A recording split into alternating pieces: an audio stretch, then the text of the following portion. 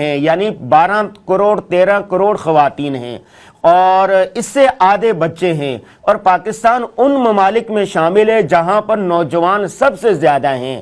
تو آج گھر کا جو ماحول ہوتا ہے وہ خواتین کے ارد گرد گھومتا ہے، اور جو بچے ہیں وہ گھروں میں ان کی چھٹیاں ہوتی ہیں اسکول وغیرہ وغیرہ، اور نوجوان جو ہے وہ پوری رات کرکٹ کھیلتے ہیں، صبح روزہ رکھ کے دیر تک سو جاتے ہیں، اس کے بعد سوشل میڈیا چلاتے رہتے ہیں اور وقت جیسے کیسے یہ ویسٹ کرتے ہیں۔ خواتین ان لمحات کو، مبارک لمحات کو کیسے منظم کر لیں، کیسے قیمتی بنا لیں؟ جی، اللہ آپ کو جزائے خیر عطا فرمائے۔ ایک آپ نے اہم معاشرتی مسئلے پر جو ہے نا گفتگو کی۔ میرے گزشتہ دنوں میں بیانات ہوئے رمضان مینجمنٹ کے حوالے سے۔ ہمیں اپنے گھروں میں قرارداد رمضان پاس کرنے کی ضرورت ہے۔ رمضان ریزولوشن کیا مطلب؟ ہمارے شہر میں رمضان آتا ہے، ہمارے ملک میں رمضان آتا ہے، ہمارے گھر میں بھی رمضان آتا ہے۔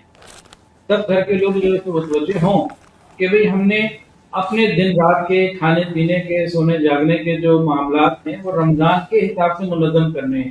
رمضان کے حساب سے منظم کرنے سے مراد سحری، افطاری، تراویح، ان ساری چیزوں کو۔ تو جب گھر کے سارے لوگ ایک پیج پر آئیں گے نا، پھر بات بنے گی۔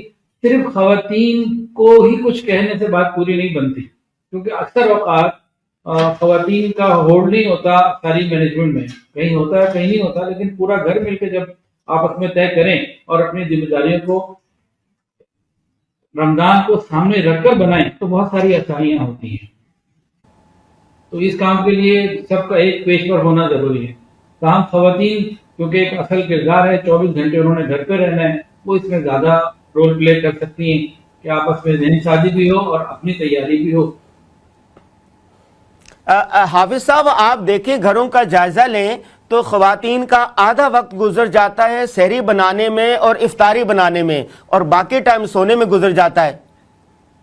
نہیں، کچھ سوشل میڈیا کا بھی تھوڑا سا ٹائم رکھ لیں تو اچھا سحری اور افطاری کا یہ ہے کہ رمضان ریزولوشن کے مقاصد میں ایک مقصد یہ بھی ہے، اس کے بھی نکات تیار ہوں گے نا، تو نکات تیار ہوں گے کہ بھئی ہمیں تو کام رمضان سے پہلے کر لینے چاہیے ہوتے ہیں کہ ہم رمضان میں اپنی افطاری اور سحری کو لمیٹڈ کر لیں، اور جو ہماری خواہشات ہیں کھانے پینے کی وہ عید کے بعد پوری ہو جائیں، رمضان سے پہلے پوری ہو جائیں۔ رمضان کو ہم کوشش کریں کہ وقت قیمتی بنانے کے لیے تو مناسب آرام ضروری ہے۔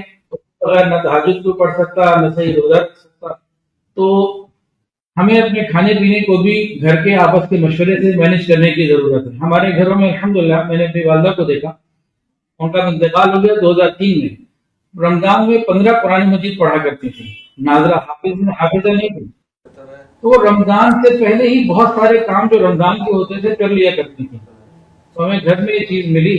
وہ ایسی مستورات بھی ہیں ماشاءاللہ معاشرے میں جو بہت سارے رمضان کے کام پہلے سے کر لیتی ہیں، کچن کے کام۔